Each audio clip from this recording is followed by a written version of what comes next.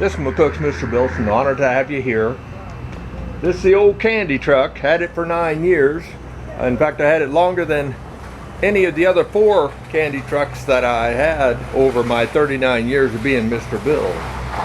But you're here for a story. Okay.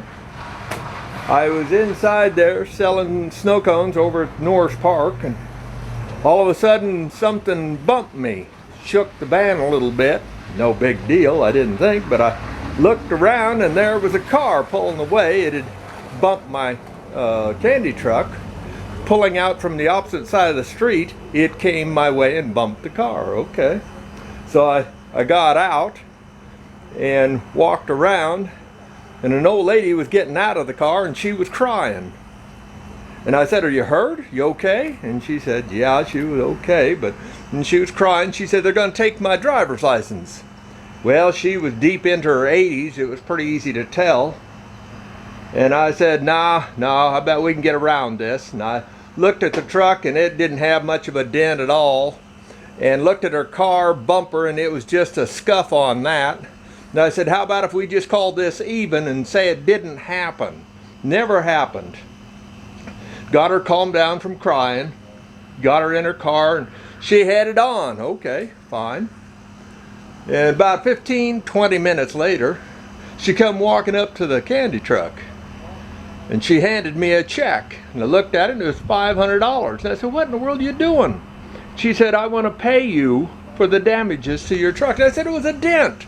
And I said, "Good Lord," I said, "the kids with their bicycles bump into this every once in a while and make a dent as bad or worse than the one you gave me today." I said, "Don't worry about it.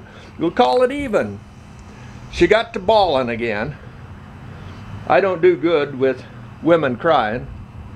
And so I said, "Okay, I'll take your check." So I took the check. And she again apologized for hitting my truck. Okay. So she left.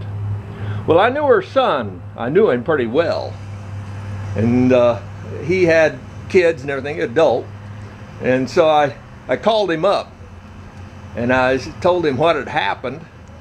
And I said, what I'd like to do, if you don't mind, is if you got any access to her accounts, just take that $500 check, stop by, pick it up, and stick it back into her account, someplace where she won't find it real quick, if at all. And he said, well, she's got a number of different accounts. He said, I bet I can do that.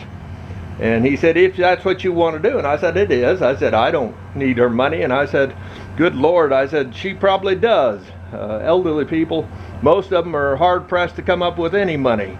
I said, I'm not about to take her last dollars, or even if she's well to do, I'm not going to do it. And he thanked me and came, picked up the check, and snuck it back into her accounts. But be that as it may, that's one of the stories that I have from Mr. Bill. Thanks for listening.